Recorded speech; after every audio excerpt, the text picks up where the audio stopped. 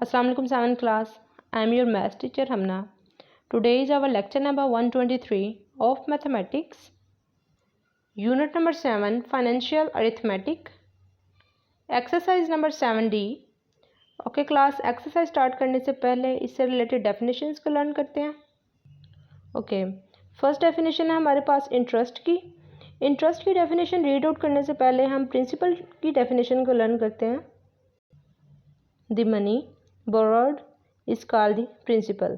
वो वाली मनी जो कि बोरो की जाती है उसको क्या बोलते हैं? प्रिंसिपल. नाउ इंटरेस्ट को देखते हैं. The amount in addition to the principal which the bank pays to the depositor. वो वाली मनी जो कि बैंक पे करता है अपने डिपॉजिटर को उसकी प्रिंसिपल मनी के साथ साथ, उसको क्या बोलते हैं? इंटरेस्ट. ठीक है, वो वाली मनी जो कि बैंक पे करता है अपने किसी भी डिपॉजिटर को, उसकी जो ओरिजिनल मनी जो उसने बैंक में डिपॉजिट करवाई हुई थी, जो प्रिंसिपल था उसका, उसके साथ साथ जो पे करते हैं उस मनी को क्या बोलेंगे? इंटरेस्ट. उसका क्या फार्मूला है? Interest equal to principal multiply by rate multiply by time divided by 100. Second definition है हमारे पास. The amount in addition to the principal paid by the debtor when repaying the money borrowed. इस definition का क्या मतलब है? कोई भी पर्सन जब किसी से कोई मनी बोरो करता है तो उसके साथ साथ जो अपनी मनी बोरो की होती है उसके साथ जो एडिशनल मनी पे कर रहा होता है वो क्या होती है? इंटरेस्ट होती है. ठीक है, इंटरेस्ट का सेकंड फार्मूला क्या है? Interest equal to principal, interest equal to amount minus principal. अब डेटर और क्रेडिटर क्या होता है? The person who borrows money is known as the debtor and the person who lend it is known as the creditor. वो वाला person जो किसी से कोई मनी बोरो करता है या कोई भी चीज़ बोरो करता है वो उसको हम क्या बोलते हैं? डेटर. और जो दे रहा होता है, कर्ज दे रहा होता है, उसको हम क्या बोलेंगे? क्रेडिटर. नेक्स्ट है हमारे पास अमाउंट. अमाउंट क्या है? The principal together with the interest is known as amount. Principal और इंटरेस्ट दोनों को जब कंबाइन कर देंगे तो क्या बनती है? अमाउंट. फार्मूला क्या है? Interest equal to amount equal to principal plus interest. Next है हमारे पास rate of interest. The interest to be paid for a certain sum for a fixed period of time such as 1 year is known as the rate of interest.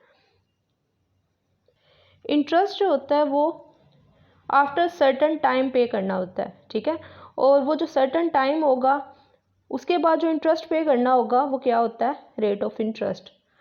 ठीक है, next क्या है हमारे पास? Rate percent per annum. The rate of interest is expressed per ₹100 for 1 year is known as rate percent per annum. जब rate of interest per 100 यानी कि हर 100 पे 1 ईयर के लिए होता है वो उसको हम क्या बोलते हैं? उस रेट ऑफ इंटरेस्ट को रेट परसेंट पर एनम. ठीक है, उसका क्या फार्मूला है? Rate equal to 100 multiply interest divided by T multiply by P. अब यहाँ पर एक बेसिक फार्मूला है हमारे पास इंटरेस्ट का. इंटरेस्ट का क्या फार्मूला है हमारे पास? P multiply by R multiplied by T divided by 100. ठीक है, रिमेनिंग फार्मूलाज हम इसी से ड्राइव करते हैं. फर्स्टली अगर जब हमने टाइम का फार्मूला फाइंड आउट करना है तो हम क्या करेंगे? 100 डिवाइड हो रहा है, इंटरेस्ट से जाकर मल्टीप्लाई होगा. ठीक है, और प्रिंसिपल और रेट ये दोनों टाइम से मल्टीप्लाई हो रहे हैं, इस तरफ आकर डिनोमिनेटर में डिवाइड होंगे. ठीक है, ये टाइम का फार्मूला ड्राइव हो गया. अगर हमने इसी तरह से रेट का फार्मूला ड्राइव करना हो तो फिर क्या होगा? 100 इंटरेस्ट से मल्टीप्लाई होगा और प्रिंसिपल और टाइम रेट से मल्टीप्लाई हो रहा है, इस तरफ आकर डिवाइड होगा.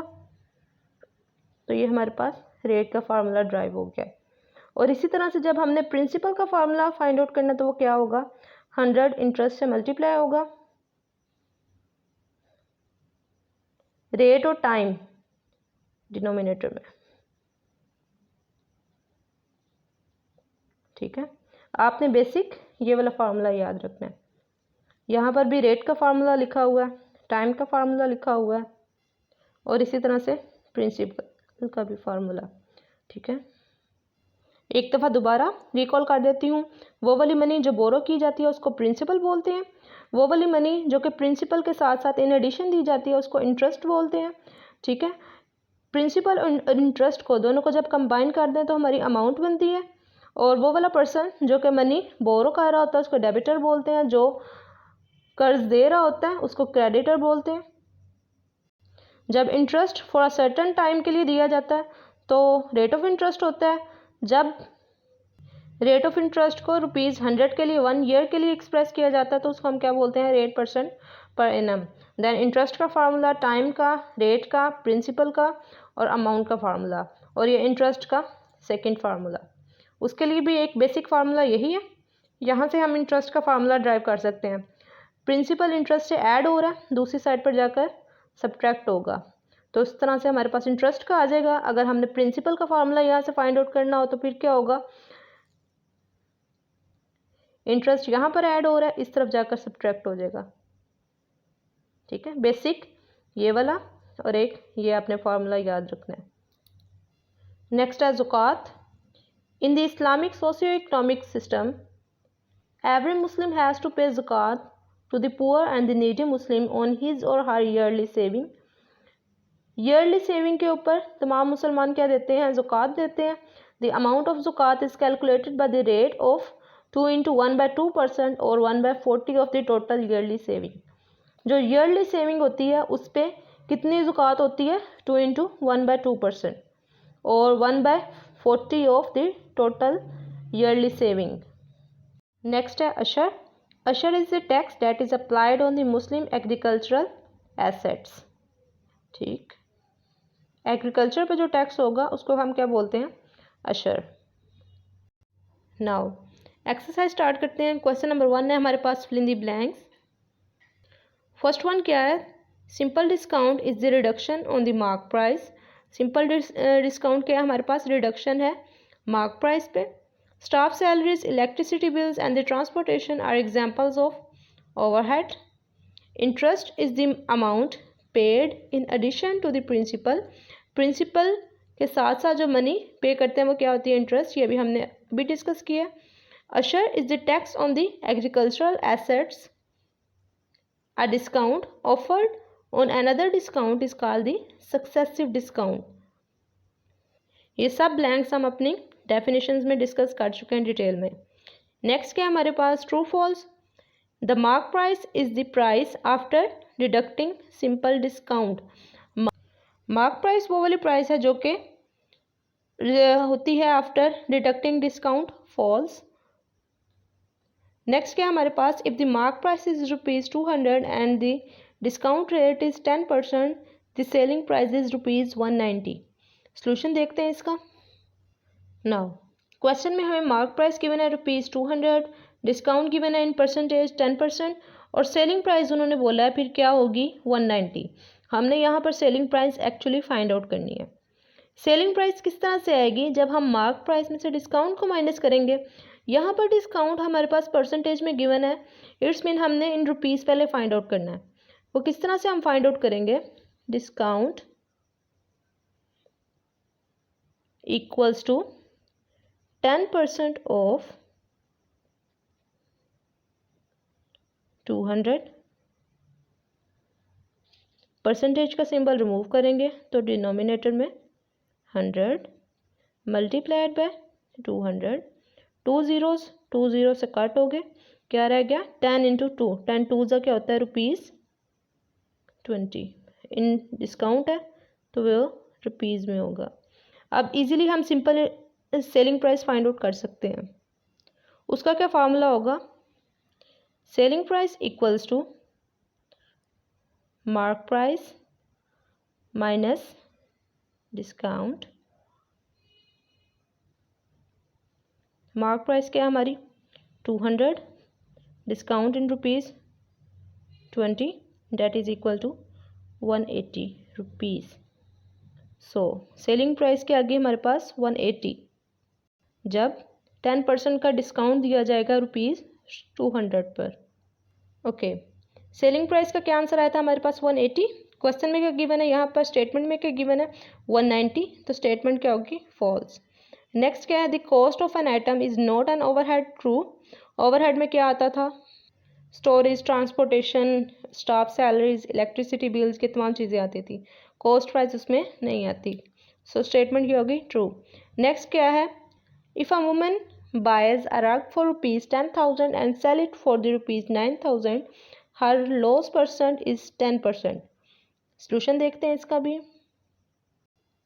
नाउ क्या गिवन है हमारे पास, कॉस्ट प्राइस गिवन है 10,000 एंड सेल्स प्राइस गिवन है रुपीज़ 9,000। अब हमने लॉस फाइंड आउट करना है, लॉस परसेंट फाइंड आउट करनी है, उसके लिए हमें लॉस रिक्वायर्ड है। वो किस तरह से आएगा, loss equal to cost price minus sales price, that is equal to 10,000 minus 9,000, तो क्या आ गया loss in rupees 1000। Next loss percent equals to loss over